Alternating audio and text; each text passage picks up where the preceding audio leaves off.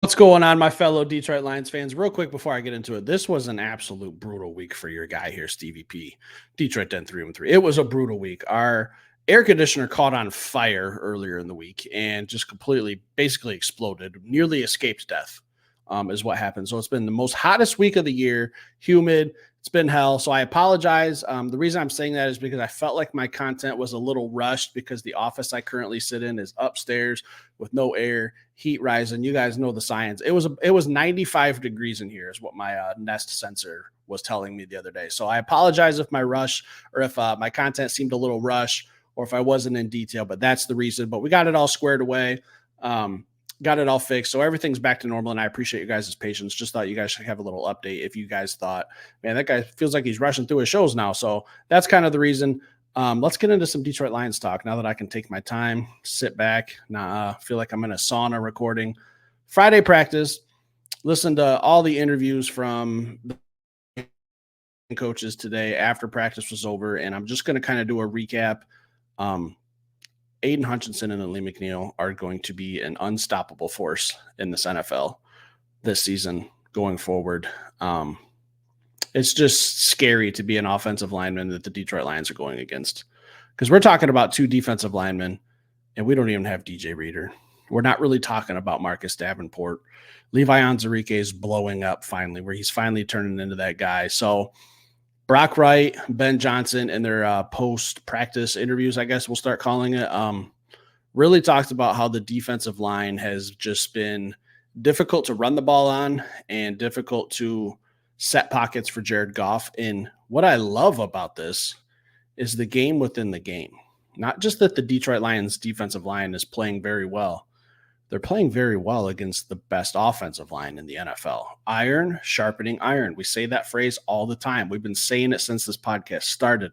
You get guys in here that can compete, guys that are high level, and they're only going to make each other better if they're facing better competition. Your better competition happens in practice.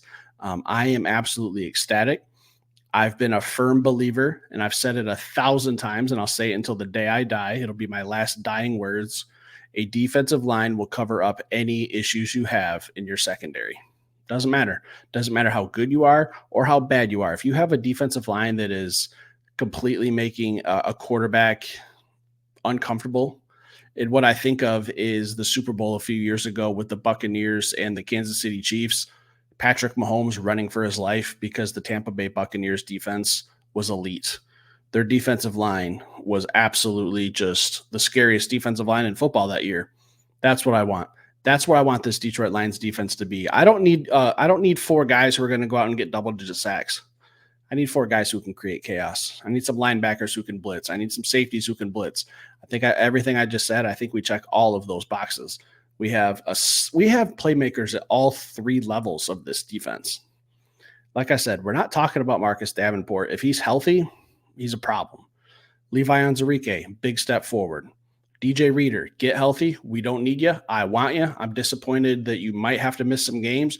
Levi and Lee McNeil can hold it down. Aiden Hutchinson, James Houston. We have so many guys who can just create chaos and make a quarterback uncomfortable. I love hearing that from Ben Johnson and Brock Wright, that the defensive line has been hard to block, hard to run the ball against. Our run defense last year was number 2. I don't care if it takes a little bit of a hit. We slide down to 5. That's perfectly fine with me. If our passing defense is jumping up into the teens, overall, this defense, I want it to be in the top 10. I did an episode on that a couple days ago about Jack Campbell making some comments that I love the confidence. Why not? Why be top 10 when you could be number 1? So I'm excited about the defensive line. Let's keep the motto going with defense here and talk about young Ennis Rakestraw. Ennis the Menace, as I see a lot of people calling him. Clever nickname. Didn't probably take people a long time to come up with that one. I heard that about a year ago, but it is a nickname I like, and he's absolutely being just that. He's a menace. He's absolutely looking like an absolute steal. I remember a couple, and I have to confess a sin here. What we do at Detroit Done 313, if you confess something, it's a safe place. It's hard for men to admit we're wrong. I'm not going to say I was wrong about Ennis Rakestraw, but I didn't think he would be this good. And I get it. It's training camp, still early, long season. We haven't even played a preseason game yet. But Ennis Rakestraw in practice has 3 turnovers. And I don't know if we're even counting the forced fumble that he had last week. So he might be responsible for 4 turnovers. I think we got to steal. I think Brad Holmes just steals from the NFL draft every single season. Last year it was Brian Branch, Sam Laporta. Like, the guy just steals. Amon-Ra St. Brown, he just goes to the draft and says, I'm just going to pluck guys in these middle rounds that no one's really expecting, and there's nothing the NFL can do about it. You guys don't have to like it. You don't have to love it. You're going to learn to enjoy it. So, Ennis Rakestraw, versatile piece. What I really love about this defense is we have so many different guys that can play different positions. Even on our offensive line, I'm trying to keep this defense. We just have guys, if something happens, we can shuffle stuff around. We can shuffle Penny Sewell, left or right tackle. We could shuffle Graham Glasgow, guard or center, left guard, right guard, center, doesn't matter. Safeties, we have safeties for days. We have defensive backs, defensive linemen. We are truly, truly building a juggernaut here, like an unstoppable force. And it's only just beginning because Brad Holmes is locking down the core guys with contract extensions. So what he's going to do is just build from that core. He's just going to build this thing from the inside out and just slowly add more and more pieces, whether it's through the draft, trades, or free agency. I just love the way that this team is shaping up. We have players at all three, at multiple players at every single aspect of the game. Like, we can get into special team stuff. We could talk about that. I was watching the Hall of Fame game the other night, and I was just thinking, like, dude, we have so many guys that we could just put back there on these kickoff returns. And how are you going to stop it? We have elite speed. And I don't think that the Bears or Texans the other night were really showcasing what you could do on kickoff returns. But when I look at Dan Campbell and I see a guy who's aggressive, overly aggressive, and I love it, I'm not complaining. What's he going to do on special teams? Like, we're just loaded at every aspect of the game. We're going to be playing very complimentary football. We're going to be a very, very difficult team to beat. I think we're favored in 16 out of 17 games. Like I told you guys, when we start doing game day episodes, I'm going to be picking the Detroit Lions to win every game. But I know that's not realistic. Ennis Rakestraw, let's get back on topic. Just one of those pieces. He could play CB1 possibly if Carlton Davis gets hurt, CB2, nickel, maybe a little safety. I don't know. I think he's just slowly learning his role on this team. I think this year we'll focus mostly on just him playing corner, but I look at things 2-3 years from now. Carlton Davis, don't know what his future holds for the Detroit Lions, and I don't want to get too far ahead of myself, but I'm starting to picture like Carlton Davis, Terran Arnold, those being cornerback 1 and 2. I don't care who's which. We have a nice thing going here. If you Melifonso at safety, Brian Branch, Kirby Joseph, like, we have a secondary that full of some junkyard dogs. I really like it. I'm going to switch gears here, and I'm going to talk about Hendon Hooker in a very delicate way because I know Hendon Hooker has the most fans of any Detroit Lions player for some reason.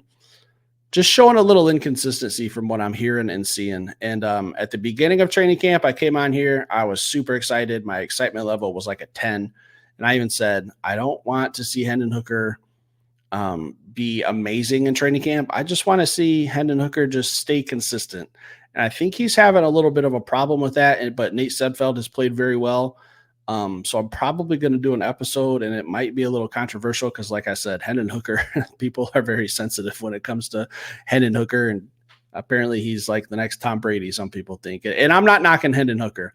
I've just noticed, and from what I've read, is he's missed some throws. He's forced some throws, turned the ball over a little bit. It's essentially his rookie year, so I'm not panicking. But I do want to do an episode eventually on the quarterback situation. Just kind of some stuff I'm thinking, some stuff I'm feeling out. Leave it in the comments if that's something you'd like me to talk about. I will gladly do it. But an episode like that needs some very, very good preparation. Shifting gears again, we're getting into some real competition here. On Monday, we start joint practices with the New York Giants, and then I believe we're going to have joint practices Monday and Tuesday. I'm not sure about Wednesday. That's probably a walkthrough day with the game being on Thursday. So we're probably going to have 2 joint practices with the New York Giants. I'm familiar with that. I went to every game or every preseason practice that we had with last year with the New York Giants, where we played them in the preseason last year as well. So I'm kind of looking for some increased play, some increased recognition on a couple guys, and I'm going to dive into that later. But I think this is really where we're going to be able to tell when we're competing against other teams how we look. If we're absolutely dominant, great. Like I said, that iron sharpens iron. This is where it's going to showcase when we're going against a team like the New York Giants, who I'm not really sure what they're going to be doing this year. I've watched all of the offseason with the New York Giants, the HBO series. If you guys don't watch that, it was pretty good. Kind of goes behind the scenes on some free agency stuff and the draft. So I kind of started watching that knowing that we're going to have to talk about them because we practice against them all week and we play against them on Thursday night. So I think this is a time where we're going to see our offense going against a New York Giants defense that's pretty good. And I'm more interested in these joint practices because I know we're not going to be playing our guys on Thursday and they're not going to be playing theirs. So I think these joint practices are what we really need to be paying attention to for the longevity of the season. Now, when it comes to some position battles, that's more game focused for me. So I'm just kind of telling you guys my criteria for what I'm doing this week. Joint practices, I'm focused on the starters. I want to see exactly how our team looks against another team's number one defense that we haven't seen. A new look that we're going to be getting, how we execute versus how they try to disrupt and vice versa on offense and defense. But those games, that's where I'm looking at position battles. That's where I'm looking at guys like Doris Alexander, Donovan Peoples-Jones, like those types of names where I know Goff's not going to be playing or shouldn't. Please, God, don't let him play. The offensive line gives. I don't want to see any starters in that preseason game. That's purely just for position battles for me. So I think this next week is going to be very important. I'm going to be taking a lot of notes, doing a lot of diving, guys. It's getting to be football time. I can't wait. I created our game day thumbnail today. You guys will be seeing that next Thursday. Keep a lookout for that. I'm excited. I think it looks pretty sexy. Let me know what you think when you see it. So once I started doing that, I was like, damn, man, we are less than 5 days almost away from 6 days. I'm sorry. From real football. And I know it's just preseason, but for me, it's football. Pads are on. We're competing. There's a score. There's refs. I know it doesn't matter record-wise, but I'm still excited, guys. Leave some comments down below. Hit that like button. Stick around. I'll be back later with another show.